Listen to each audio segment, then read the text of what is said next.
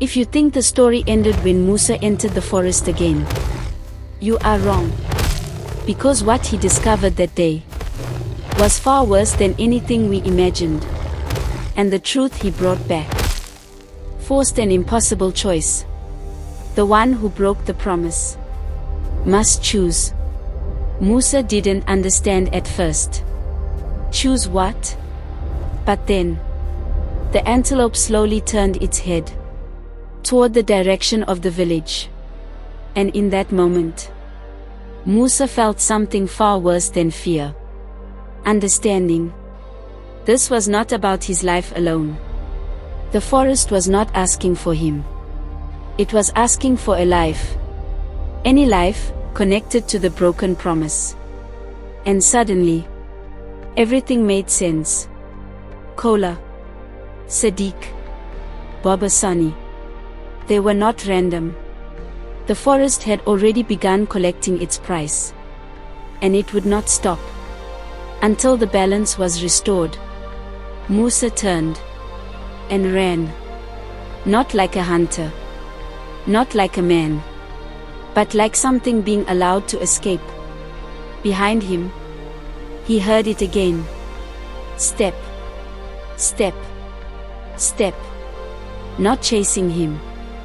Following him. Slow. Certain. Like it already knew. He would return. Musa returned to village, confession, hooves at nigh. After Musa told the village what he saw in the forest, nobody felt safe anymore. Before that day, people were still hoping the strange things would stop. But now the truth was clear. Something in the forest believed a promise had been broken.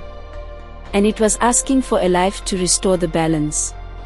The question that hung over the village that night was simple. Whose life? No one said it directly. But everyone knew the answer most people were thinking. Musa. The village meeting. The elders called a meeting that evening. All the adults in the village gathered in the center, near the large fire. Nobody sat comfortably. People stood with their arms crossed. Others stared at the ground.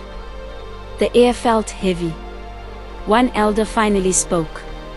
If the forest truly wants balance again, he said, then we must decide what to do. A man near the back raised his voice. The hunter caused this. The hunter should fix it. Some people nodded. Others looked uneasy. A woman spoke next. But what if giving Musa does not stop it? No one answered. Because that was the real fear. Another elder turned toward Musa.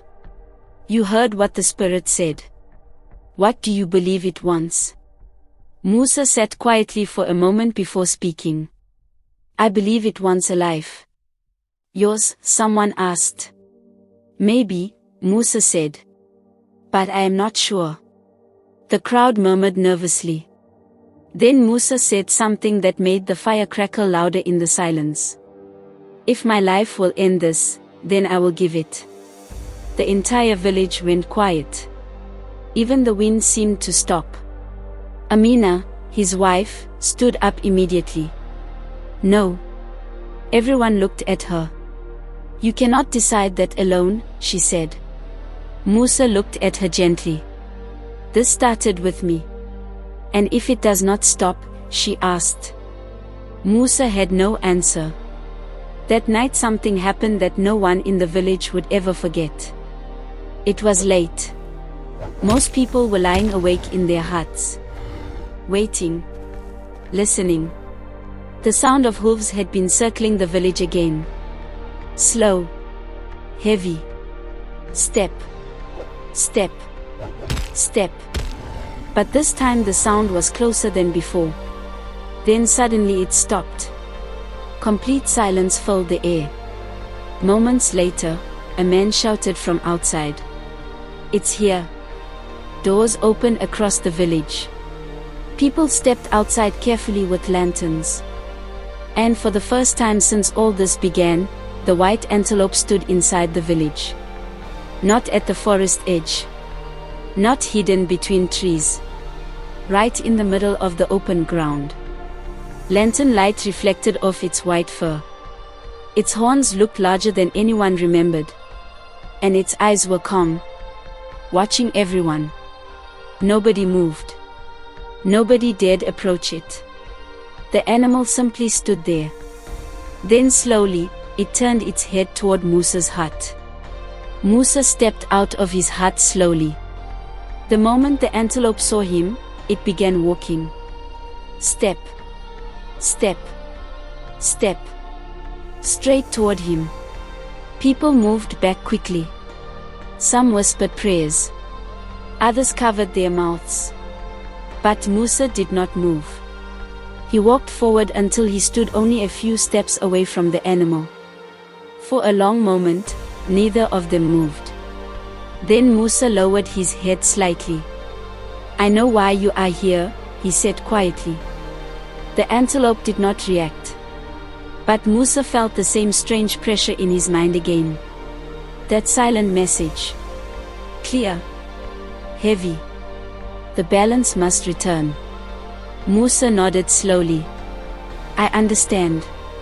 Amina suddenly pushed through the crowd. She grabbed Musa's arm.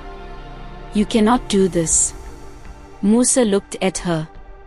"If I do nothing, more people will disappear." Her voice shook. "You do not know that." Musa gently removed her hand from his arm. "I believe I do." Then he turned back to the antelope. Just as Musa stepped closer, something unexpected happened. A voice came from the crowd.